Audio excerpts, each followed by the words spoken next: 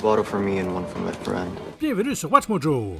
Aujourd'hui, nous vous proposons de découvrir les références cachées dans la série en live-action One Piece, qui sont presque aussi difficiles à trouver que le trésor titulaire.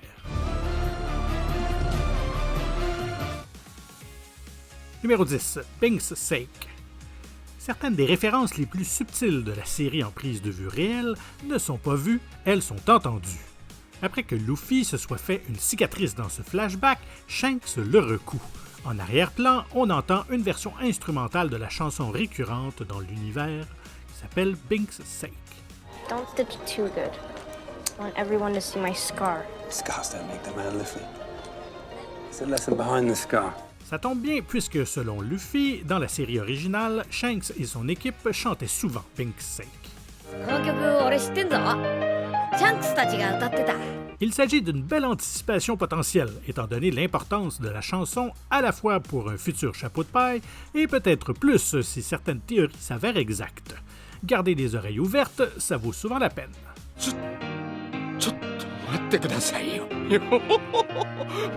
Numéro 9 dans la foule à l'exécution. L'exécution de Gold Rogers marque le début d'un âge d'or de la piraterie dans le monde de One Piece. You brought this upon yourself. That I did, Vice Admiral. Now I'm bringing it to one and all. Cet événement décisif a eu de nombreux témoins, dont beaucoup seront influents et importants dans l'histoire de la série. Si les navires du port, le petit bateau cercueil de Mihawk est difficile à manquer, laissent deviner leur présence, l'adaptation en prise de vue réelle montre également des personnages célèbres dans la foule. Il y a Shanks et Mihawk, mais on peut également voir Dragon et Smoker, deux personnages qui apparaîtront probablement dans la saison 2. Et le live-action vient-il de confirmer la théorie populaire des fans sur le sexe d'origine d'un personnage, ou c'est moi qui est fou? Numéro 8, We Are. Tout fan de One Piece digne de son chapeau de paille reconnaîtra cet air.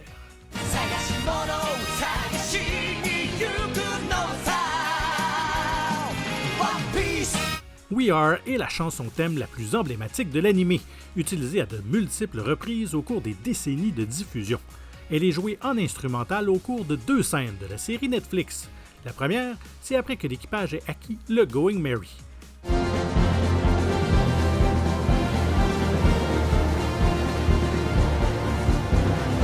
La seconde est lorsque chacun des chapeaux de paille déclare ses rêves alors qu'il s'apprête à naviguer vers la Grand Line. Ce sont 2 moments cruciaux pour l'équipage et We Are les encadre parfaitement.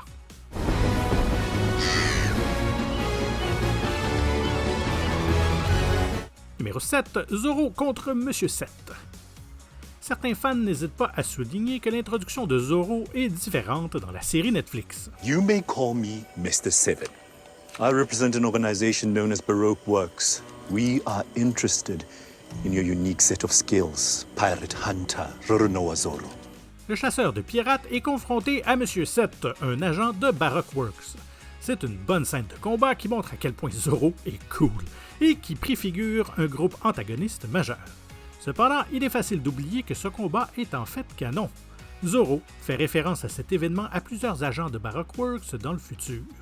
それと数年前イーストブルーでバロックワークス社の勧誘を蹴り当時のミスターセブンを切った海賊狩りってのもお前だな懐かしい話だな De plus, le design de Monsieur 7 est basé sur celui dessiné par l'auteur Ichiro Oda dans sa colonne de questions SBS. C'est génial que la série en live-action ait donné vie à quelque chose que l'anime n'avait pas encore fait. Numéro 6, Sixis. Parlant du combat de Zoro contre Monsieur 7, le lieu de leur duel est une référence qui pourrait même échapper aux fans les plus assidus. D'après un navire attaqué par Alvida dans l'épisode, Zoro se trouve sur Sixis. He booked passage to Sixis Island. After that, I don't know. Liar. Cette île apparaît dans un spin-off centré sur Ace, le frère de Luffy, intitulé One Piece Roman A, ainsi que son manga One Piece Épisode A. Il s'agit d'une île inhabitée où Ace s'échoue et mange son fruit du démon. Facile à rater puisqu'elle n'a été nommée que dans la série Netflix. Bien sûr, avec la propension de Zoro à se perdre, pas étonnant qu'il ait réservé un passage vers une île déserte. My favorite is number 1. Numéro 5, les affiches de primes. La façon dont la série Netflix présente les affiches de primes pour les personnages lorsqu'ils sont introduits est absolument géniale.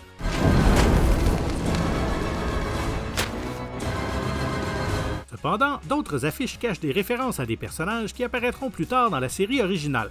Lorsque Luffy et Kobe arrivent à Shellstown, ils examinent un mur rempli d'affiches de primes. There are way worse pirates in the Grand Line. It's terrible. Si Buggy et Alvida y apparaissent, des pirates de l'anime comme Foxy, Bellamy, Cavendish et Django sont également présents. Reste à savoir si nous aurons l'occasion de les voir en plus de 2 dimensions à l'avenir. Mais pour l'instant, il s'agit d'un Easter egg amusant qui nous laisse un peu sur notre faim.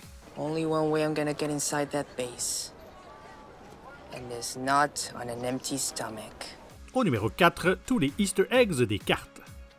Les cartes jouent un rôle majeur dans le premier arc de One Piece, mais au-delà de leur importance dans l'histoire, elles ont aussi beaucoup de petites références amusantes. This is more valuable than gold. It's knowledge. This is a map to the Grand Line. Outre les îles visitées par l'équipage, les cartes révèlent des îles figurant dans l'anime et le manga, comme l'île des animaux rares. On peut aussi voir un dessin d'un monstre marin qui est l'animal de compagnie des pirates d'Arlong dans la série originale. Même un texte indique qu'une carte a été commandée par Kong, le commandant en chef du gouvernement mondial, un personnage qui est apparu brièvement, genre peut-être 2 fois. Même le navire du roi des pirates, l'Oro Jackson, est visible dans la première partie d'une carte. Je comprends Nami et sa fascination avec les cartes maintenant. The entrance to the Grand Line isn't too far off, but I think there's a mistake on the map. Numéro 3, Full Body et Gali. Dans la scène d'introduction de Sanji, le cuisinier doit faire face à 2 clients indisciplinés, un pirate et un marine. No, this ain't gonna be a fight. I'm just going to kill him. Like to see you try. Bon nombre de fans reconnaîtront Iron Fist Full Body, le Marine, qui joue un rôle beaucoup plus important et récurrent dans l'anime et le manga. Cependant, le pirate Gali est plus obscur, malgré sa barbe et sa moustache démesurée. Ce personnage est apparu à l'origine dans la version alpha du manga One Piece intitulé Romance Down, en tant que premier méchant vaincu par Luffy, et a depuis fait plusieurs apparitions dans la série proprement dite. C'est un plaisir de voir quelqu'un des débuts de One Piece, mais il aurait dû écouter Sanji.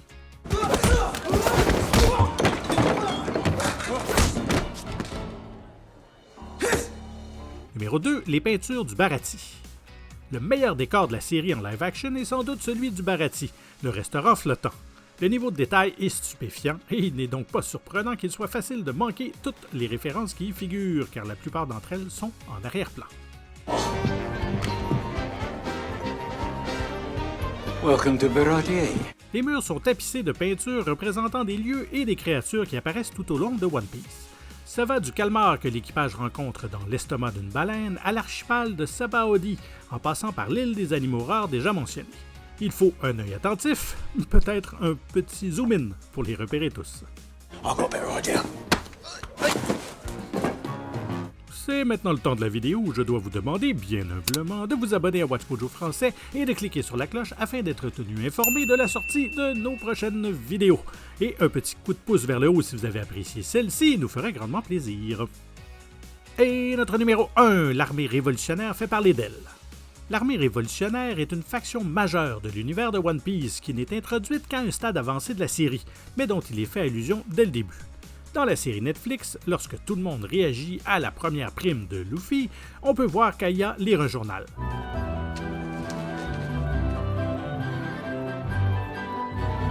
À côté de la prime se trouve un article indiquant que l'armée révolutionnaire a pris Vira. Dans la série originale, Nami lit ce même article sans toutefois mentionner l'armée par son nom. Kaya est distraite en voyant Usopp sur la fiche de prime de Luffy, et il est facile pour les téléspectateurs de manquer la référence. Il y a tellement de Easter eggs dans la version live de One Piece qu'il faudrait plus de temps pour les citer tous que pour permettre à Zoro de se repérer n'importe où. Partagez les trésors cachés que nous n'avons pas mentionnés dans les commentaires. Zoro! Vous avez apprécié cette vidéo? Faites-nous le savoir dans les commentaires et n'hésitez pas à regarder une autre de nos excellentes productions. Il y en a d'ailleurs plusieurs sur One Piece. Merci et à très bientôt.